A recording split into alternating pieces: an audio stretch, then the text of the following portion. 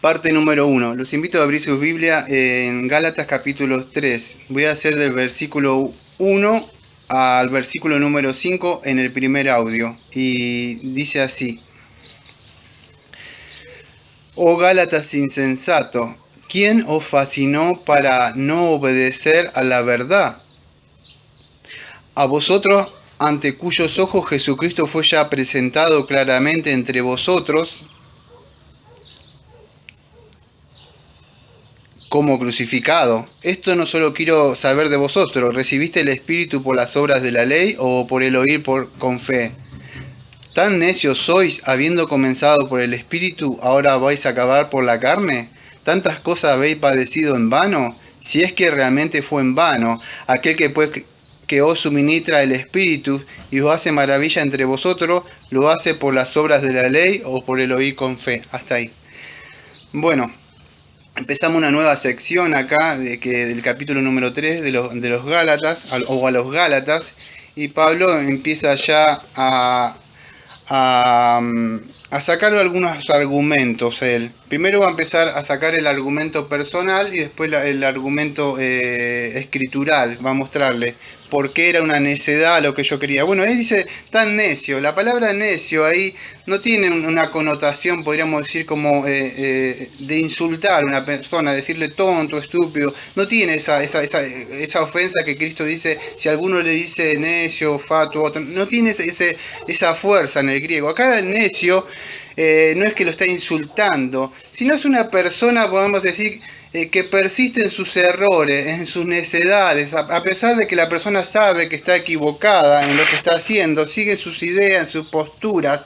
Es una persona que no aplica mucho la inteligencia, podríamos decir, un insensato. Muestra una persona que inmadura, podemos decir, una persona que decide seguir en su postura necia, sabiendo que esa postura está equivocada, que esa postura lo va a llevar al camino de la muerte. No le importa si se va al infierno por ese camino, todas las puertas son lo mismo, no le importa la puerta estrecha, quiere andar por las puertas anchas, como lo que andaba en el proceso peregrino. Es un necio, es un necio porque él sabe de verdad la verdad, pero decide como de alguna forma no pensar en eso y pensar en otras cosas. Es una persona así, necia. Pablo le dice: tan necio soy. Bueno, ¿qué es eso? Empieza a presentar este argumento, podríamos decir, es un argumento personal. ¿Por qué decimos personal? Porque él va a empezar a hablar cómo recibieron el Espíritu, o el Espíritu Santo. En el día de hoy se predica mucho de testimonio, pasar frente, contame tu testimonio, cómo sucedió y todas esas cosas. Pero Pablo va a empezar a ver cómo fue el testimonio de ellos. O sea, el testimonio decía cómo recibieron el Espíritu Santo, no el testimonio de cosas que ustedes ven en los servicios hoy, en las iglesias. Entonces, Pablo va a hablar quién fue el que lo fascinó, ahí dice. ¿Quién lo fascinó? Bueno, esa palabra, ¿quién lo fascinó? Sería de alguna forma quien los hechizó. La palabra no es una hechicería, podríamos decir una hechicería, una brujería, sino la idea tenía, podríamos decir, un encantamiento por medio de las palabras. La palabra tiene un cierto poder. Bueno, entonces, fueron encantados por medio. Hay personas, amados, que te pueden dar halagos, hacerte sentir bien en ciertas situaciones, en reuniones, y te encantan y de alguna forma te hechizan para que estés en esos servicios con esas personas, pero en sí solamente es un encanto, porque no sirve, no es la verdad. No permanece. Y esta gente los habían encantado, los había hechizado a ellos. ¿Cómo puede ser? Hay personas, amados, que tienen la capacidad de ser manipuladores por medio de las emociones. Y el ser humano, somos emocionales nosotros. Lo que pasa es que nosotros no podemos guiar por las emociones. Entonces estas personas fueron manipuladas por emociones. Ahora Pablo está diciendo: ¿cómo es posible esto? O sea, que tan necio, tan insensato que son. ¿Por qué fueron tardos espiritualmente? ¿Por qué? Porque ellos fueron presentados a Cristo. Cristo fue presentado en la cruz. Pablo le dice: yo le presenté a Cristo tanto predicándole cuando escribía por las epístolas la obra que Cristo hizo, la justificación, el pacto, todo lo que estuvimos viendo, que ellos seguramente ya sabían. Entonces Pablo dice, ¿cómo pueden ser tan necios? ¿Cuántas veces le hablé? ¿No le pasa a veces? A mí, yo le voy a contar testimonios personales. ¿Cuántas veces yo le predico a personas de verdad, a Cristo, la justificación, la gracia que otras personas las tienen, y automáticamente se van al mundo? Y yo los miro así y digo, ¿tan necios son? O sea, tan insensato puede ser una persona mostrándole que hay un juicio, y un montón de cosas lo que dice la Biblia, y ellos otra vez deciden irse para allá. Y yo de verdad no los entiendo. Pablo dice lo mismo, dice tan necios, o sea, espiritualmente tardos. O sea, entonces, ¿qué pasa? Ellos habían visto al Señor Jesucristo. ¿Cómo lo habían visto? Por medio de la fe. Ahora se estaban volviendo de nuevo a las obras, vas a decir, a las obras. Pablo dice que había sido presentado ahí claramente. O sea, la descripción en el griego tiene una connotación como cuando hay un cartel, usted ve, no sé si van viajando en el colectivo o en algo y ven carteles a la mitad del camino, carteles, tanto falta esto, aquello, y son cosas que te señalan en el camino y te muestran. Bueno, la idea es esto, la cruz estaba levantada, ya estaba mostrando, Cristo había pagado por nuestros pecados. ¿Qué tengo que hacer? Debo arrepentirme, creer en Él. Y ellos otra vez se volvían a las cosas del mundo, como es increíble, decía Pablo. ¿Cómo es posible? Yo se lo había presentado tan claramente, visible. ¿Cómo lo pudieron ver? Bueno, por los ojos de la fe, que pudieron verlo a Él. Y Pablo había hecho esta descripción del Evangelio verdadero de Jesucristo a los Gálatas, y ellos de la crucifixión de Cristo. Y a pesar de eso, estas personas se estaban volviendo, ¿no? Y Pablo dice, ¿cómo recibieron el Espíritu? Bueno, no sé si han visto ustedes por ahí, vuelvo a contar testimonios personales ya de que he escuchado yo. ¿Qué es esto? Cuando hablo de testimonio, que el Evangelio no es testimonio, cuando muchas personas en vez de predicar el Evangelio cuestan el testimonio de verdad, en vez de costar el testimonio de Cristo. Nosotros no debemos contar nuestros testimonios, debemos contar el testimonio que Cristo llevó a cabo por nosotros. Eso es lo que debemos hablar, de eso debemos hablar, de lo que vimos como por las Escrituras, de lo que oímos, ¿qué oímos? Lo que un pastor predicó, eso hablamos, no lo que mi vida, lo que me hizo. Eso no es Evangelio. Eso es emoción. Entonces Pablo ha dicho, ¿cómo recibieron el Espíritu? Bueno, Romanos 8:9 dice que si alguno no tiene el Espíritu del Señor, no es cristiano. O sea, para que esté justificada una persona tiene que tener el Espíritu Santo. Entonces, es así. ¿Cómo recibieron? Yo no sé si ustedes están enterados como yo, pero en otras iglesias podés ser salvo y después podés estar pidiendo el Espíritu Santo que descienda. Es como que si fuera el Espíritu Santo, como que si se pagara en cuotas. Es como que si viniera así en cuotas y si fuera recibiendo. No es así. Tan necios son, le dice Pablo. ¿Cómo recibieron el Espíritu? ¿Por el oír con fe o por las obras de la ley? ¿Cómo se recibe el Espíritu Santo, Daniel? Bueno, es cuando la persona es regenerada, cuando la persona cree, no tiene que hacer nada. Estas personas estaban, supuestamente parece que habían nacido de nuevo, porque el problema con estas personas, ¿cuál es? Acá en el capítulo 3 que estábamos hablando, de esta necedad, es que una persona puede ser salva, pero en su ignorancia, en su necedad, espiritualmente tardo para aprender, quiere hacer cosas para perfeccionar. Y no es así, amado. La salvación, dice Filipenses 1:6, que empezó con el Señor y el Señor la va a terminar. Por supuesto, yo debo santificarme, usar los elementos de gracia. Si yo durante una semana pierdo mi tiempo, ¿qué pasa? Por supuesto que yo no voy a estar lleno del Espíritu Santo. El Espíritu Santo viene una vez, pero después la llenura es por medio de los elementos de gracia. Pero el Espíritu Santo se recibe solamente una vez nada más. La llenura después es cuando nosotros empezamos a llenarnos. Es como un chico. Yo le hago una pregunta a ustedes. Yo el 11 de febrero del año 1972, yo no decidí nacer. Ni esa época.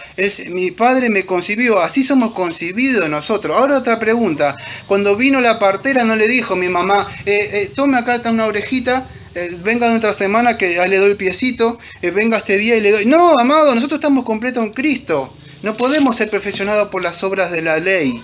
Nosotros nacemos una vez en el Espíritu. ¿Qué pasa después, Daniel? Bueno, debes crecer espiritualmente, como un bebé tomar leche, a otro que comemos carne ya, pero no se puede dejar. Yo no conozco una persona que no abra las Escrituras durante un día, por lo menos. Una semana no creo, porque no pueden dejar de comer un día. ¿Cómo van a abrir la Escritura? No conozco. Eso sería un muerto para mí. Bueno, una persona que tiene vida generalmente va a crecer, ¿pero por qué? Porque ya es su naturaleza, se desarrolla. Pero no busca crecer. Yo no busqué crecer así, cuando era así, por partes. No, entonces ellos, decía, tan necios son, dice, que van a acabar por la carne, habiendo empezado por el espíritu. No entendía Pablo estas cosas. ¿Cómo es posible que ustedes puedan empezar a crecer si ustedes están unidos, quieren perfeccionarse por las obras de la ley o por la carne? La carne no puede, no podemos, la carne es lo contrario a lo que es el espíritu. Es imposible, amado. ¿Por qué? Porque la carne se opone a la ley. La carne se enoja cuando alguien escucha hablar de Cristo, la predica. ¿Por qué? Porque se molesta la carne. La luz no le, la oscuridad no le gusta la luz. Entonces es imposible, dicen. Tan necios son ustedes que quieren perfeccionarse haciendo cosas que le gusta a la carne. Entonces Pablo no le entendía eso.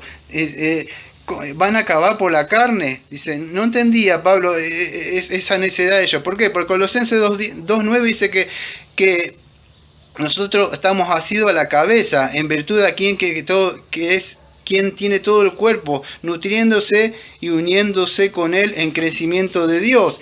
¿Quién es? Es Jesucristo. Efesios 4:16 lo mismo, estamos unidos a qué? Todo el cuerpo que está bien unido, concentrado, unido entre sí, en la coyuntura, que se ayudan mutuamente según la actividad propia de cada miembro que recibe el crecimiento. Y eso, y en Juan creo 15 también. Entonces nosotros no podemos ser perfeccionados por portarnos bien. Creímos en Cristo y ahora debemos portarnos bien. No, eso es un resultado de haber nacido. La plantita que yo tengo afuera, creo que de cedrón, no se va creciendo, vamos a decir, por parte, porque se va, vamos a decir, de alguna forma, crece porque orgánicamente tiene vida. Necesita agua, por supuesto. Así nosotros crecemos, pero necesitamos de esto, del agua espiritual para poder crecer. No somos perfeccionados. A ella no le ayudo yo a crecer esa plantita, no la agarro y la empiezo a tirar así por la fuerza, por las obras de la carne, de mi fuerza, para que crezca. No, es imposible, se va a romper, porque no puede. Entonces, no sé si se pueden entender los argumentos que estoy tratando de dar. Para poder, es imposible, dice Pablo. Tan necios son de haber padecido. ¿Cuánto sufrieron ustedes a veces, haberse sido perseguidos? No sé si han sido burlados ustedes por las personas cuando están hablando y se ríen de nosotros o nos miran así, el santurrón que molesta con la Biblia, con Cristo, con juicio, y se alejan de nosotros. Tan necios fueron ustedes haber padecido. Esta persona podía haber padecido, pero la idea también quizá en el griego tiene una fuerza, una connotación de haber experimentado la salvación, podríamos decir, personal, o penuria podría decir también de ello, aflicciones, haber pasado, pero haber, puede tener eso como puede tener la connotación de haber experimentado esta salvación, como dice el libro de Hebreos, no sé, que haber gustado, eso. Y se van a volver a las cosas, todas las cosas que estaban viendo, todas las cosas que estaban sintiendo, y se quieren volver.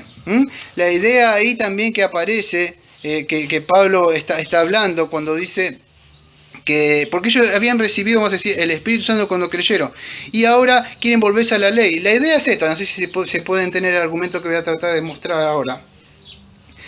Antes de usted de creer en Cristo, alguno que me haya escuchado hablar, conocía la ley de Dios cuando era chico, los 10 mandamientos. Yo por lo menos cuando me presentaba no conocía, nadie me vino y me predicó, le puedo asegurar, nadie tuvo la amabilidad de venirme a decirme estás muerto en delito y pecado, hay un juicio, nada de eso. Dios utilizó, me acuerdo de una prédica, pero yo no conocía la ley de Dios, por eso me comportaba y andaba como... Bueno, Pablo dice acá, antes ustedes de todas esas cosas que sintieron, lo que está haciendo el Espíritu Santo en ustedes, transformando su vida, ¿cómo fue?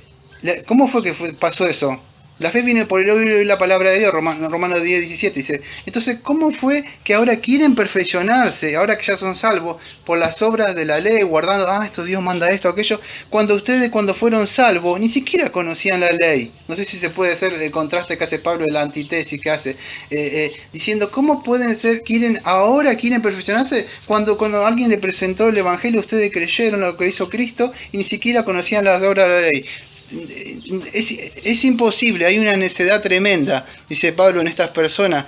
Entonces Pablo empieza a hablar, a apelar un poco a las experiencias de ellos, que habían sido hechizados por estas personas. Y las personas estaban volviendo, vamos a decir, la libertad, la esclavitud de nuevo, habían cambiado la verdad por la mentira, la certeza. Cuando hablamos del legalismo, amado, hablamos de dudas. ¿Por qué hablamos de dudas? Hablamos porque la persona, nadie se va a poder mantener en rectitud. Entonces, cuando yo no me puedo mantener en rectitud, dudo de mi salvación. ¿Por qué dudo? ¿Por qué hay personas tantas que dudan por ahí? ¿Saben por qué? Porque quieren ser legalistas. Cuando se equivocan en algo y su fe no está bien porque pecaron, dudan. ¿Por qué? Porque están confiando en su fuerza, no confían en lo que hizo Cristo, y eso es malo. Es una mentira de Satanás. Entonces no hay certeza de la salvación, ¿no? Con nuestra confesión dice nuestra seguridad de la salvación, y en Cristo sí. ¿Por qué?